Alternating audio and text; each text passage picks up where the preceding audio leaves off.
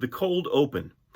It's a tradition in broadcasting, in television primarily, and also in radio, of opening a show without any fanfare, without any theme or logo, just getting right into the narrative of the story or the content or an announcer introduction without anything else.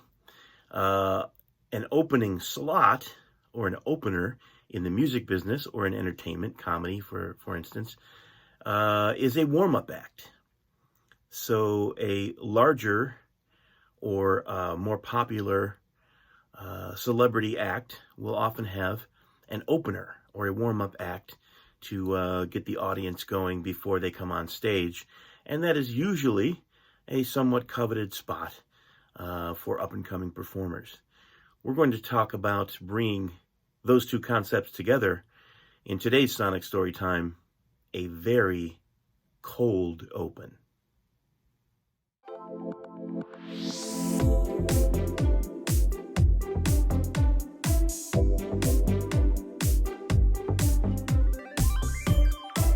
So this is the story of, once again, many years ago. That seems to be the opening for a lot of my Sonic story times, but it's generally true. Many years ago, I did quite a bit of freelance work with a local group. I'm just going to say their name because I don't even think they're around anymore. And I've done an internet search, and I cannot find them. I don't see anything about them. I don't see any articles about them, a website, anything. And they were, pretty busy around here back in the day. But there was a group called Rich Blend. Did some international work up in Canada and here. We're on the road for a little while doing USO tours.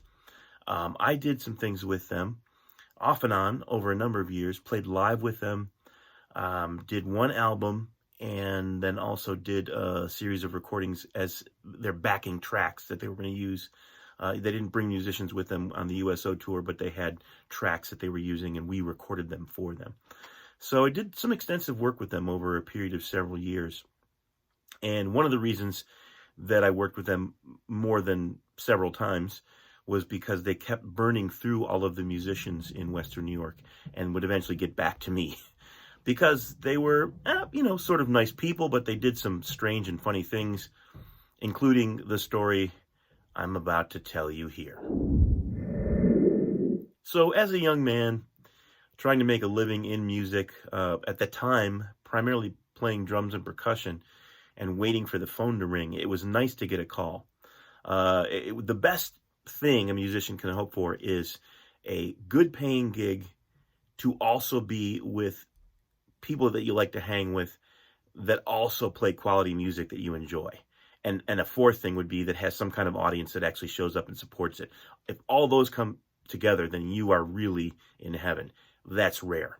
So just for the phone to ring at all and to get, something on the calendar that is going to pay and you can take care of a bill or two that month or keep eating or, keep the lights on and the rent paid, that's great.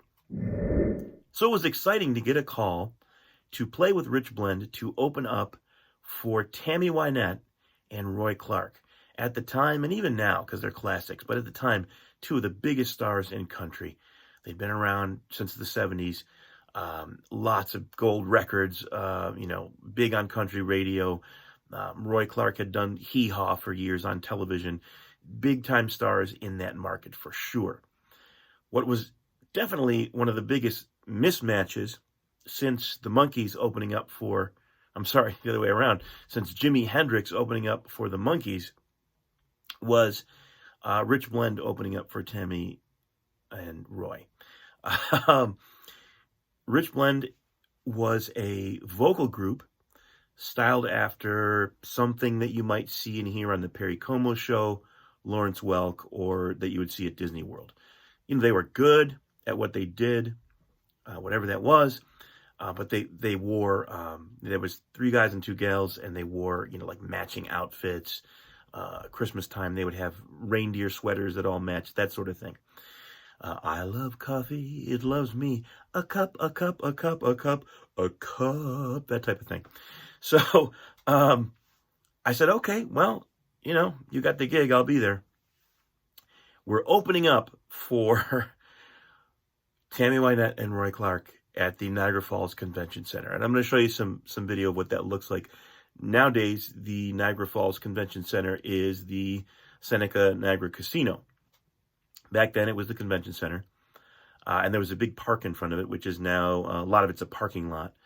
But there was something called the Festival of Lights, and that ran for many, many years. They lost funding a few years back before the pandemic, but for many, 20 years or something like that, there was a huge festival in the Niagara Falls area, in the city of Niagara Falls, and it brought people from throughout the region.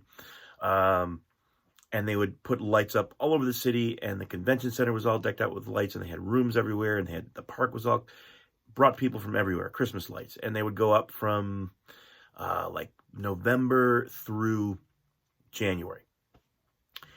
And there was a big opening day to the festival. There was a parade. So we were tapped to open this concert, which was one of the linchpins of this Festival of Lights. What they didn't tell us until much closer to the date, I think they told Rich Blend and their management, but they didn't tell us, that we were going to be outside the convention center and they were going to be inside. So Tammy and Roy were playing in the convention center. We were playing on the roof of the convention center in November. It was very cold. If I remember correctly, there may have been some snow on the ground, but it was very, very cold. We weren't allowed to wear jackets because that wouldn't look good. So we are on the roof. I'll show you. There's a flat roof. They used it as a stage up above. This is probably the biggest crowd I've ever played for. It's one of them anyway. And I did some stuff with the Army Band in front of, many, many people. Veterans Day Parade in New York, St. Patrick's Day Parade, stuff like that. But playing on stages in theaters for shows, or doing blues, jazz, rock gigs, that sort of thing. I played in front of some decent crowds, but this was stadium festival level stuff. There was 20, 30,000 people there or more. I can't remember what the estimate was, but it was packed and filled.